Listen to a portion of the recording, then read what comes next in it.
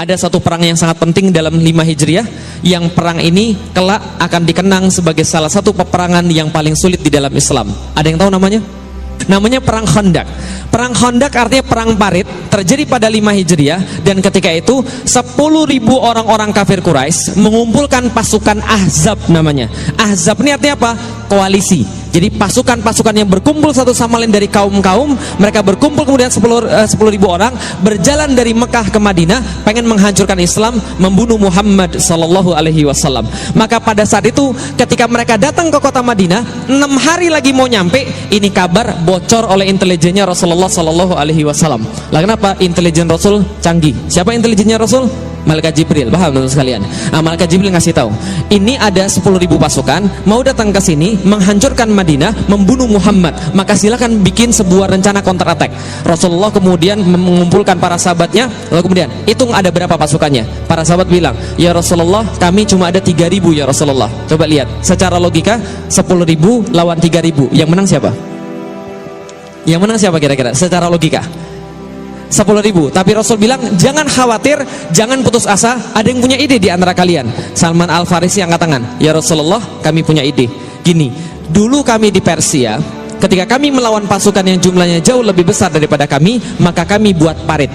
Dan di parit itulah kemudian kami berlindung, kami gali tanah, kami taruh di atas, kami dapat tempat yang lebih tinggi, kami tempatkan pasukan pemanah di sana, kami panah mereka, walaupun kami tidak yakin sekarang bisa menang atau tidak, karena perbedaan pasukan terlalu banyak ya Rasulullah.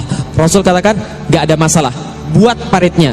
Maka dibuatlah parit mengelilingi kota Madinah sebelah utara sejauh 8 km.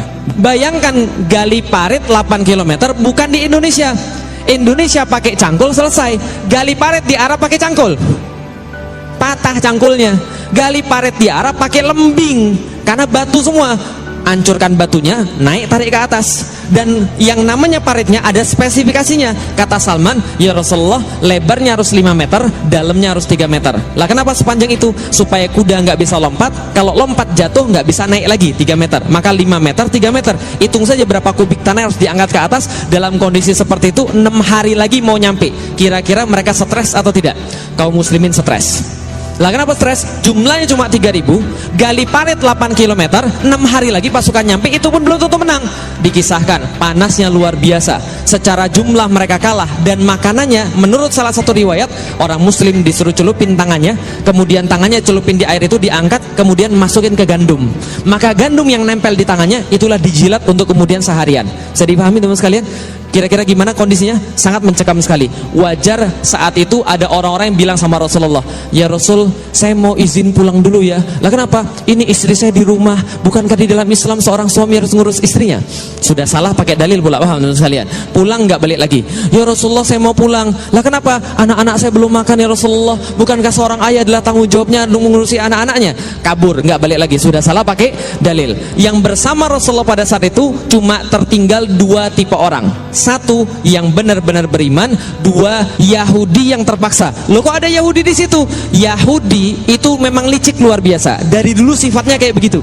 Lah kenapa? Mereka bilang sama Rasulullah, kami akan membantu karena kami warga Madinah. Ternyata mereka sudah kong kali kong sama pasukan Ahzab.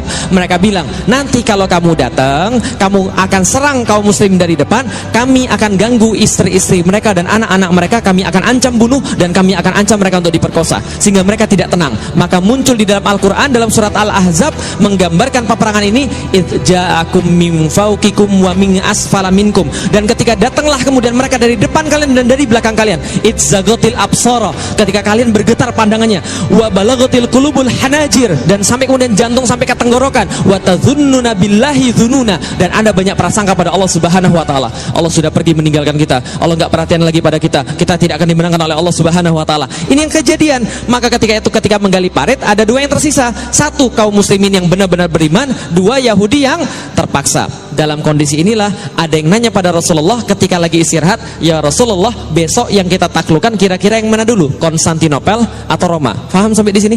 Coba lihat baik-baik. Mereka lagi ada di mana? Lagi ada di mana mereka? Di Madinah. Lihat ya, betapa kemudian mental para sahabat luar biasa. Mereka lagi ada di mana? Madinah. Konstantinopel, Roma. Pertanyaan saya sederhana. Sahabat sudah pernah pergi ke kota Konstantinopel? Belum. Sudah pernah lihat Konstantinopel? Belum. Belum pernah pergi, belum pernah lihat. Yang sahabat tahu itu adalah kota yang terbaik, Konstantinopel. Yang kedua kota terbaik adalah kota Roma. Belum pernah pergi, belum pernah lihat, belum pernah ke sana. Kalau sekarang ke sana saja, Anda dari Madinah pergi ke Konstantinopel itu 3,5 jam naik pesawat. Zaman dulu mereka nggak pernah pergi, nggak pernah lihat. Yang mereka tahu cuma itu tempat paling bagus, paling indah, paling kuat di dunia kotanya. Pertanyaannya pada Rasulullah, ya Rasulullah, yang mana dulu akan kita taklukkan, Konstantinopel atau Roma? Bisa dipahami maksudnya? Mereka lagi ada di Madinah, nggak pernah ke sana, nggak pernah lihat, dan besok 6 hari kemudian mereka akan menyambut pasukan berapa? 10.000. Mereka harus gali parit berapa panjang? 8 kilo. Lebarnya 5 meter, dalamnya 3 meter. Dan makannya gandum kemudian yang lengket di tangan dijilat untuk seharian. Nanyanya pada Rasulullah, yang mana duluan yang akan kita taklukkan, Konstantinopel atau Roma?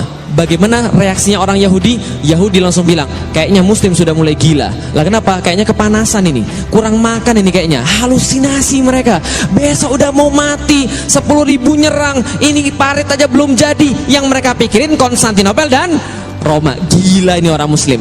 Ternyata Rasul menjawab pada mereka dengan jawaban yang luar biasa. Ini jawaban Rasulullah Sallallahu Alaihi Wasallam. Madinatu Hiraqla tuftahu awalan. Wahai para sahabat yang bertanya, kota mana yang terlebih dahulu akan ditaklukkan, Konstantinopel atau Roma? Yang akan ditaklukkan pertama kali adalah kotanya Heraklius, yaitu Konstantinopel. Ketika mendengar ini, Yahudi langsung sontak berkata, wajar aja Muslimnya gila, bosnya juga gila. Paham teman sekalian? Lah kenapa? Karena Rasulullah dianggap gila. Ini ditulis dalam Sirah Ibnu Hisham, bahwa kemudian orang Yahudi mengatakan Muhammad gila. Hari ini pun mereka tidak sempat pergi ke WC, tapi mereka berpikir tentang Konstantinopel, mereka berpikir tentang kota Roma. Coba lihat baik-baik teman sekalian. Pertama, perhatikan mental para sahabat. Para sahabat tidak pernah nanya begini, ya Rasulullah, mungkin nggak kita menaklukkan Konstantinopel? Jelas sampai di sini? Para sahabat nanya begitu? Enggak. Yang ditanya oleh para sahabat adalah yang mana duluan. Artinya di dalam kepalanya dua-duanya sudah pasti takluk. Cuma dari tadi penasaran yang mana duluan. Dan Rasulullah Sallallahu Alaihi Wasallam nggak menjawab begini, udah jangan mikirin jauh-jauh, bapak lu aja belum masuk Islam. Udah jangan mikirin jauh-jauh, makan aja susah. Enggak. Yang Rasul berikan pada mereka, lihat, ketika kekurangan makanan, ketika kekurangan bala tentara, ketika kekurangan segala macam, yang Rasul berikan pada mereka bukan bala tentara, bukan makanan, bukan persenjataan. Yang Rasul berikan pada mereka adalah visi.